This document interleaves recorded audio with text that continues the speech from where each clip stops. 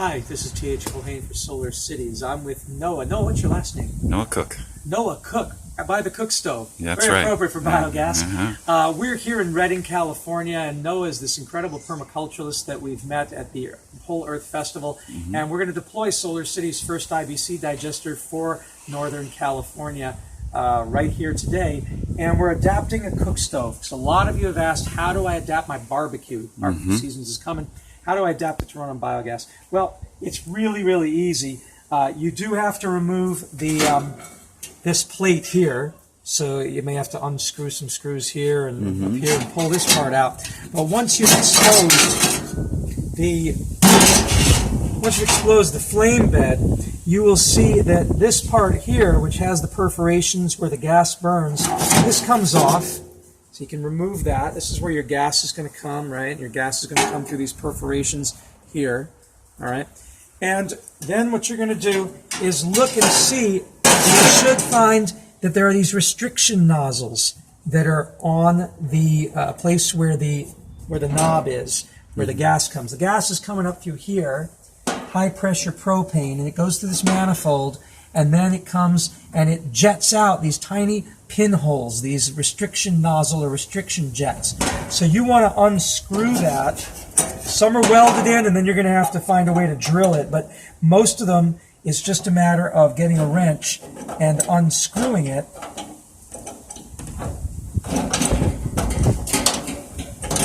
And it's a little tricky to get in there. Fortunately, Noah already unscrewed that one for me, so I'm going to cheat a little bit.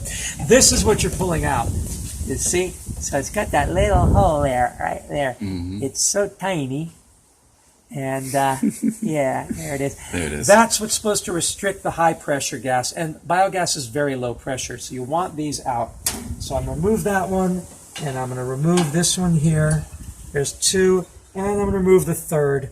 And that may be a little trickier because we still got to get that out.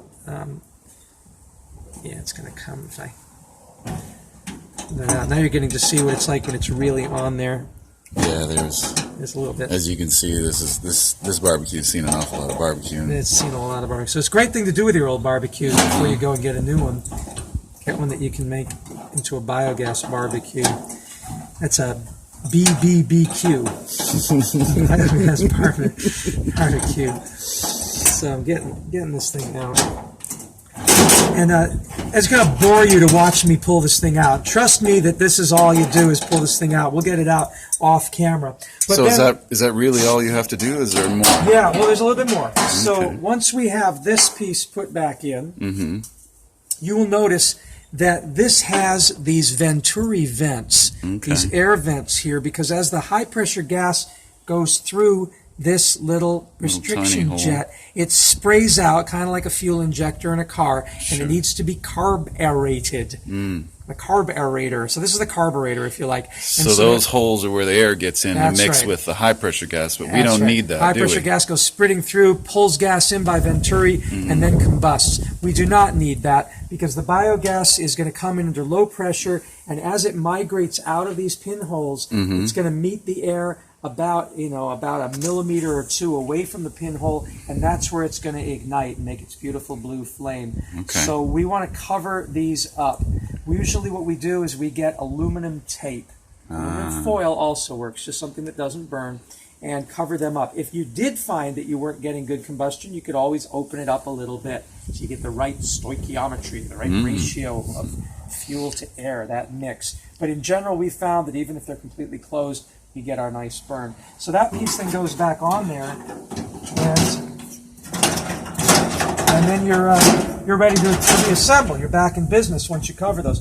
Now, a lot of people will say, well, can I have one part of the burner still working on biogas and another part working on propane?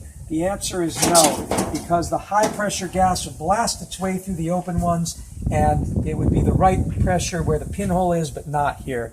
Similarly, the biogas would never come out of this hole, but it would come out of these. It just isn't going to work.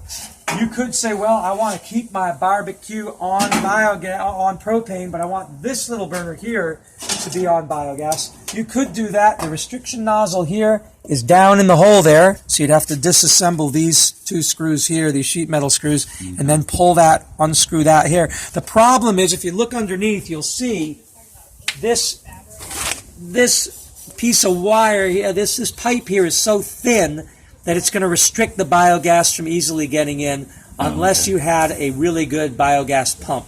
They sell things like aquarium air pumps that are higher pressure for biogas. The Chinese sell them for their biogas industry. You might get a good flame, but this is a really thin pipe.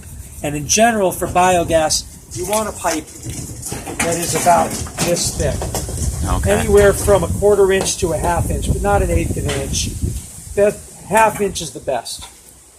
But that's basically all there is to it. And you do not need, for biogas, you don't need any regulators. You're not going to use this. You don't need high pressure hoses. You can use garden hose. You can use clear PVC, aquarium hose, really? Silicone hose. It's very low pressure, so it doesn't need any of this kind of stuff. Can you reuse this tubing as is? Yes, you could. Take that regulator off? Thin. It's okay. I mean, it's just, you could. The question is going to be the pressure that your biogas comes in on. Mm-hmm. If you're putting a PVC bag filled with biogas, a gas bladder, and you're putting a blanket on it with then a board and some weights, you might not want to use something as thin as this hose.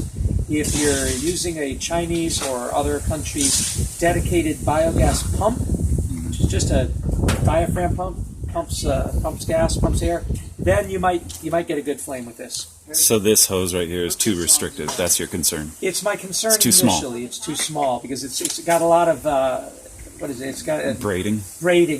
Actually, the actual diameter, the inside diameter, is very small on these. And you want a hose this big. If it was just a clear plastic hose, would be fine. More like that this. size. So you want something correct, decent size. But whether it's the barbecue or your stove at home, yeah, or your gas lamp, that's what you're trying to remove. And if you buy a camping stove, try to get one with as big pipes as possible, not these really thin pipes. It's just a little bit harder for the gas to get through. Great. Thank you so much for explaining that.